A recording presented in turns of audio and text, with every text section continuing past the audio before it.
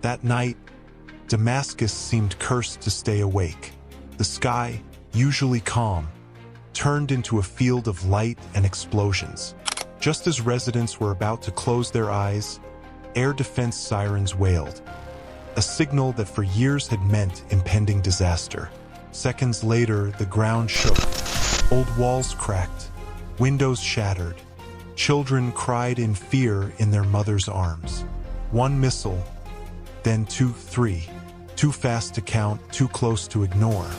"Israel is attacking," shouted a man from the balcony of a third-floor apartment in the Meza district, before the fourth explosion silenced his voice forever. According to initial statements from the Syrian military, the targets of the strike were a military intelligence headquarters and an arms depot located not far from the international airport. However, as is often the case, the missiles weren't always accurate. A primary school just 500 meters from the explosion site was reduced to rubble. Civilian homes were hit. Dozens of victims were rushed to hospitals. Not all could be saved.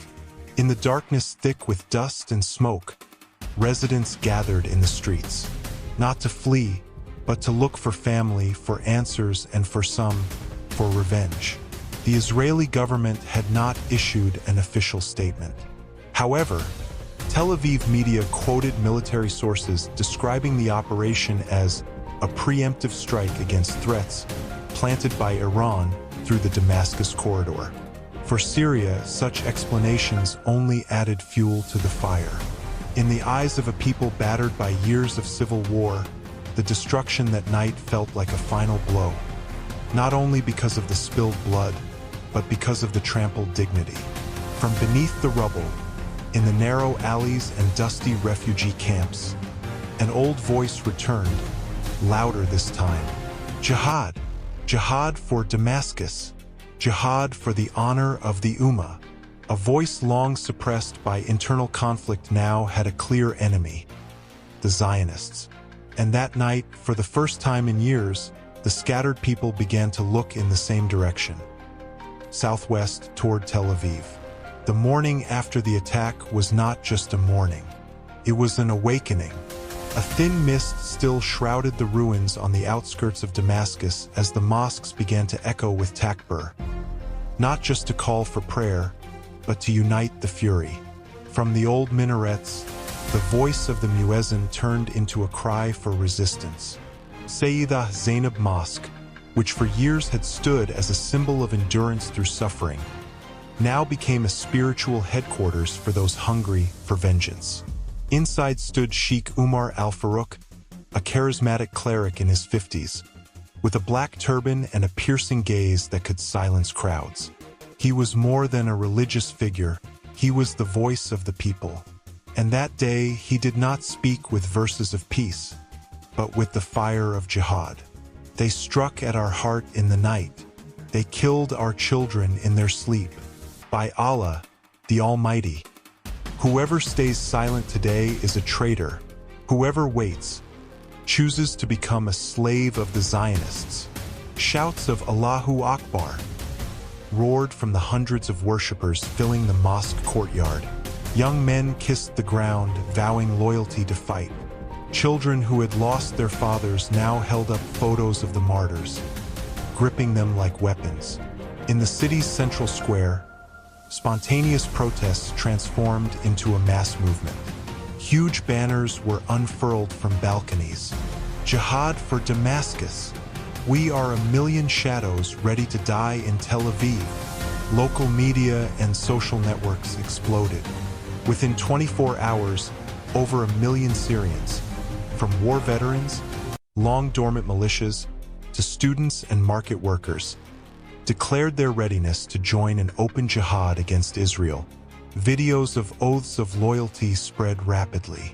In one viral clip, a young woman in Aleppo wearing a blood-red hijab said, "If the world stays silent while they burn Damascus, then let us be the ones to burn Tel Aviv." Behind the scenes, old networks that had once faded began to stir. Liwa al-Quds, Harakat al-Nujaba, the Golan Liberation Forces, names once whispered only in intelligence rooms, now began to reawaken. In Homs, old trucks were turned into makeshift combat vehicles. Along the southern border, volunteers began moving in silence. There was no central command, no official order from the government, but everyone knew a great wave was forming. And this was no longer just about Syria. It was about the dignity of the Arab world. It was about fighting something they had, until now, only cursed in their prayers. The remaining foreign journalists began reporting the phenomenon as the largest popular uprising since the Arab Spring. But this time, not for democracy. This time for resistance. And as night fell again over Damascus, with electricity still out and the smell of gunpowder hanging heavy in the air, one question passed from lip to lip. Is this the beginning of Israel's end? 2 weeks after the missile strike on Damascus, the lines between nations and battlefields began to blur. From southern Syria to the Lebanese border, old trucks and pickup vehicles moved in silent convoys. No license plates, no official military insignia, but their contents were clear. Armed men, wrapped in turbans, cold-faced, united by a single purpose, to avenge Damascus. "We are not soldiers," said a middle-aged man to a local media camera. "We are the people, but we know exactly where our bullets will go." In the fields near Quneitra, just a few kilometers from the Israeli-occupied Golan Heights, temporary camps began to spring up. Some were built atop the ruins of old villages destroyed during the 1973 Arab-Israeli War. Now, tents were marked by banners: blood red, the black of Tawhid, and the green of the Syrian star. Inside, young men underwent rapid training: guerrilla tactics, sabotage strategies, anti-tank rocket use. Their instructors weren't ordinary soldiers, but battle-hardened veterans from Aleppo and Dara. And behind it all, whispers of arms support from a friendly state grew louder. At the heart of the largest training camp, a figure emerged, now spoken of with reverence: Abu Zaid, a former resistance commander who had vanished from the radar since 2021. Now he was back, with a thick beard and military fatigues bearing no insignia. "We don't need permission from anyone to defend our land," he told hundreds of volunteers. "Tel Aviv will learn that the blood of Damascus was never shed in vain." Meanwhile, in Israel, the mood began to shift from confidence to anxiety. Tel Aviv raised its military alert status. IDF, Israel Defense Forces, units were redeployed to the north. Merkava tanks rolled through the roads of Galilee. Iron Dome batteries were installed across strategic cities. But despite their readiness, the government knew this enemy was different. This wasn't a war against a single country or group. It was a wave of people, fragmented, unbound by rules, and furious. On major news channels, analysts began speaking in tense tones. If 1 million people truly move from Syria toward the Golan, even if only 10% are armed, this could become the most dangerous front since 2006. The world began to react. Russia warned Israel against expanding its aggression. Iran voiced full support for the Syrian people's resistance. Turkey remained silent, but its military movements in northern Syria were under close observation. The UN called for a ceasefire, but no one seemed to be listening. Meanwhile, on social media, global campaigns using hashtags, #Jihad for Damascus, #1 million to Golan, #End Zionist Terror, went viral. Supporters from Yemen, Iraq, and even Indonesia began declaring readiness to travel to Syria, many armed with little more than conviction and cheap smartphones. And on the 17th night after the strike, one anonymous voice message appeared on the dark web. "The counterattack is coming, but not in the form you expect. Israel will feel jihad in its heart." No name, no location, but intelligence analysts knew this was no ordinary threat.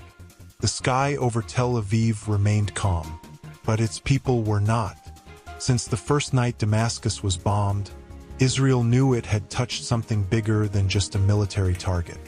Now, from government office windows in Jerusalem to elite cafes in Neve Tzedek, one word echoed: retaliation. In the underground headquarters of Shin Bet, security analysts busily monitored communication signals from Syria and southern Lebanon.